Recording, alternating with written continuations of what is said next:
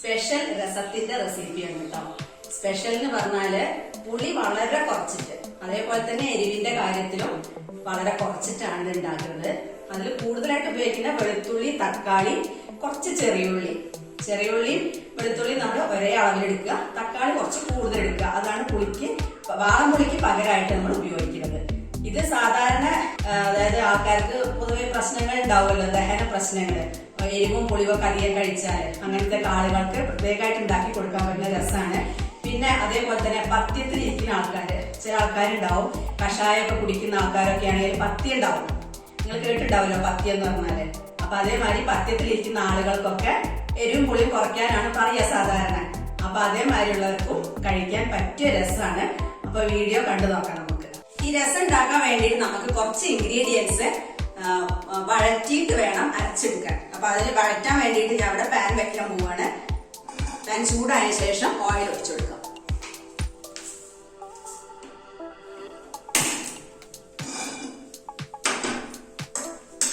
ഇപ്പൊ പാൻ നന്നായിട്ട് ചൂടായിട്ടുണ്ട് കേട്ടോ. നമുക്ക് ഇതിലേക്ക് ഓയിൽ ഒഴിച്ചു കൊടുക്കാം. ഞാൻ ഇവിടെ ഓയിൽ എന്ന് പറയുമ്പോൾ സൺഫ്ലവർ ഓയിലാണ് ഉണ്ടാക്കുന്നത്. നിങ്ങൾക്ക് വെളിച്ചെണ്ണയിൽ വേണമെങ്കിലും ഉണ്ടാക്കാം. ഇത് 2 ടീസ്പൂൺ ഓയിൽ ഒഴിച്ചു കൊടുക്കുന്നുണ്ട്.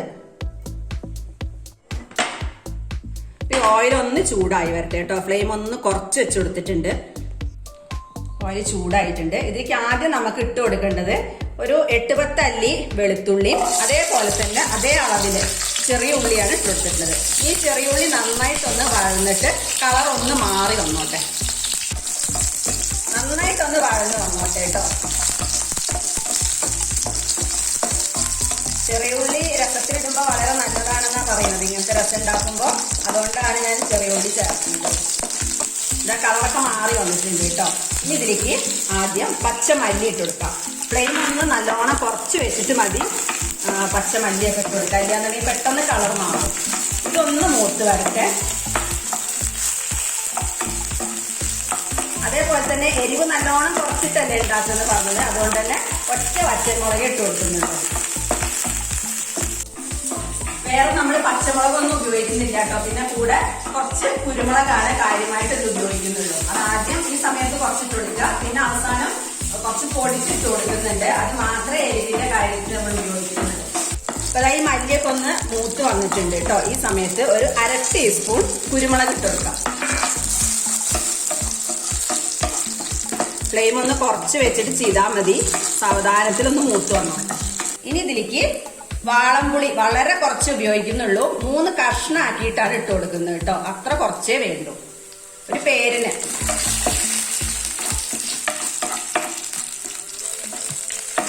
ഇതൊന്ന് വഴന്ന് വന്നിട്ടുണ്ട്. ഇനി ഇതിലേക്ക് നമുക്ക് ഒരു 1.5 ടീസ്പൂൺ നല്ല ജീരകം ഇട്ട് കൊടുക്കാം. ജീരകം ഈ സമയത്ത് ഇട്ട് കൊടുത്താൽ മതി കേട്ടോ. ഫ്ലെയിം നല്ലോണം കുറച്ച് വെച്ച ശേഷം വേണേ, ഇല്ലാന്നുണ്ടെങ്കിൽ ജീരകം പെട്ടെന്ന് കരിഞ്ഞു പോകും. അതേപോലെ തന്നെ മല്ലി ഇട്ട് കൊടുത്തതിന് ശേഷം മതി ജീരകം ഇട്ടിട്ട് ജസ്റ്റ് ഒന്ന് മൂപ്പിക്കുകയേ വേണ്ടൂ. ഇനി ഇതിലേക്ക് ഒരു 3 മീഡിയം സൈസ് തക്കാളി,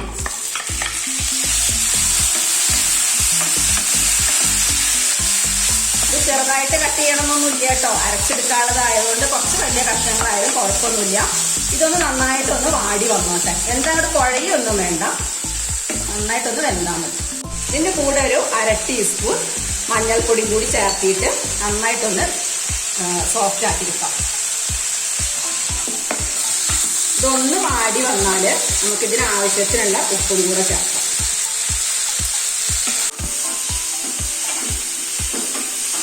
ഈ രസം ഉണ്ടാക്കാനേ ഇഷ്ടമാണെന്നുണ്ടെങ്കിൽ നാടൻ തക്കാളി ഇട്ടോളൂ കേട്ടോ. അത്യാവശ്യം കൂടിയുള്ള നാടൻ തക്കാളി.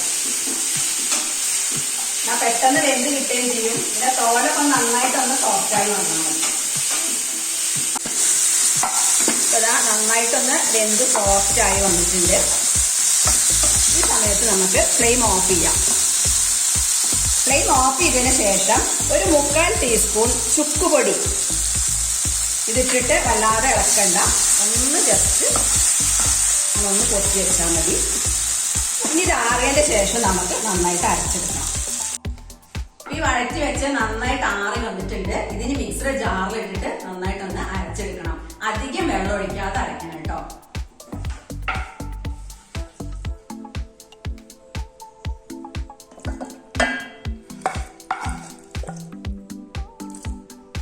അപ്പൊ ഇതങ്ങനെ നന്നായിട്ട് അരച്ചു കൊണ്ടുവന്നിട്ടുണ്ട് കേട്ടോ. അപ്പൊ അരച്ചത് അവിടെ സൈഡിൽ മാറ്റി വെച്ചിട്ടുണ്ട്. നമുക്ക് രസം ഉണ്ടാക്കാൻ തുടങ്ങാം. പാത്രം വെച്ചിട്ട് അത് ചൂടാവട്ടെ കേട്ടോ. അപ്പൊ പാത്രം നന്നായിട്ട് ചൂടായി വന്നിട്ടുണ്ട്. ഇനി ഇതിലേക്ക് ഒരു ടീസ്പൂൺ നെയ്യ് ചേർത്ത് കൊടുക്കാം. നെയ്യിലാണ് കേട്ടോ ഈ രസം ഉണ്ടാക്കുന്നത്. നല്ലോണം കുറച്ച് വെച്ചിട്ട് നെയ്യ് ഒന്ന് ചൂടായി വരട്ടെ. നെയ്യ് നിങ്ങൾക്ക് പറ്റില്ല എന്നുണ്ടെങ്കിൽ സാധാരണ സൺഫ്ലവർ ഓയിലോ അല്ലെങ്കിൽ വെളിച്ചെണ്ണയിലോ താളിച്ചാൽ മതി കേട്ടോ. ചൂടായിട്ടുണ്ട്. ഫ്ലെയിം ഒന്ന് കുറച്ച് വെച്ച് കൊടുത്തതിന് ശേഷം ഇതിലേക്ക് ഒരു 1/2 ടീസ്പൂൺ കടുക് പൊട്ടിക്കാം. അപ്പൊ കടുക് പൊട്ടി വന്നിട്ടുണ്ട്. ഫ്ലെയിം നല്ലോണം കുറച്ച് വെച്ചതിന് ശേഷം ഇതിലേക്ക് ഒരു 1/2 ടീസ്പൂൺ നല്ല ജീരകം ഇട്ട് കൊടുക്കാം. ഒന്ന് നെയ്യിൽ കിടന്ന് ഒന്ന് മൂത്ത് വരട്ടെ കേട്ടോ. ഇതിന്റെ കൂടെ തന്നെ കുറച്ച് കറിവേപ്പില, കുറച്ച് കൊത്തമല്ലി ഇതും കൂടി ഇട്ടിട്ട് നന്നായിട്ടൊന്ന് മൂപ്പിക്കാം.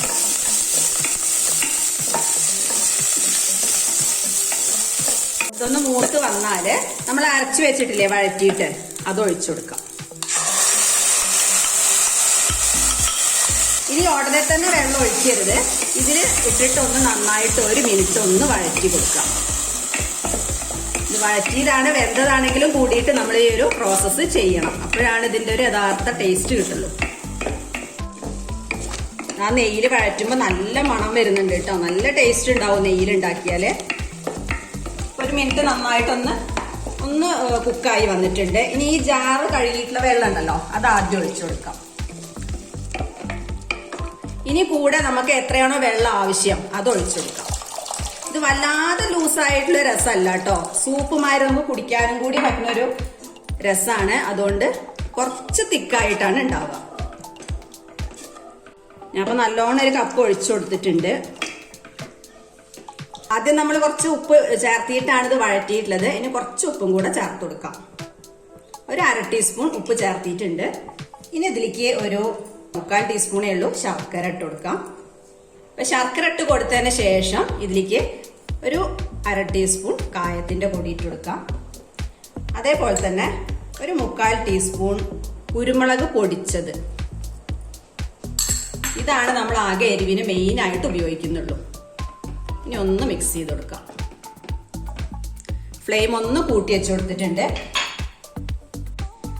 അതെല്ലാം നന്നായിട്ടൊന്ന് മിക്സ് ചെയ്ത് കൊടുത്തിട്ടുണ്ട്. ഇനി രസമാണ്, നന്നായിട്ട് തിളയ്ക്കാൻ പാടില്ല കേട്ടോ. ചെറുതായിട്ടൊന്ന് തിള വരുമ്പോ തന്നെ ഫ്ലെയിം ഓഫ് ചെയ്യണം, അല്ലെങ്കിൽ ആ ഒരു കയ്പ്പ് രസം വരും. കുറേശ്ശെ തിള വരാൻ തുടങ്ങിയിട്ടുണ്ട്. ഈ സമയത്ത് നമുക്ക് ഫ്ലെയിം ഓഫ് ചെയ്യാം. ഫ്ലെയിം ഓഫ് ചെയ്തിട്ട് മല്ലിയില നിറച്ചിട്ട് കൊടുക്കാം. നമ്മുടെ പത്തിരസം റെഡി ആയിട്ടുണ്ട്. മൂടി വെച്ചിട്ടുണ്ട്. നന്നായിട്ട് അതിൽ ഫ്ലേവർ ഒക്കെ ഇറങ്ങുന്നുണ്ട് മല്ലിയിലയുടെ. ഇത് ചോറിന്റെ കൂടെ ഈ രസവും പപ്പടവും കൂട്ടി കഴിക്കാൻ ഭയങ്കര ടേസ്റ്റ് ആണ്. ഇതുവരെ ഉണ്ടാക്കി നോക്കിയിട്ടില്ല എന്നുണ്ടെങ്കിൽ ഇതൊന്ന് ഉണ്ടാക്കി നോക്കൂ. ഫീഡ്ബാക്സ് എല്ലാം കമന്റ് ബോക്സിലൂടെ അറിയിക്കണം. വീഡിയോ ഇഷ്ടപ്പെട്ടാൽ ഷെയർ ചെയ്യണം, ലൈക്ക് ചെയ്യണം, സബ്സ്ക്രൈബ് ചെയ്യണം. അപ്പൊ അടുത്തൊരു വീഡിയോയുമായിട്ട്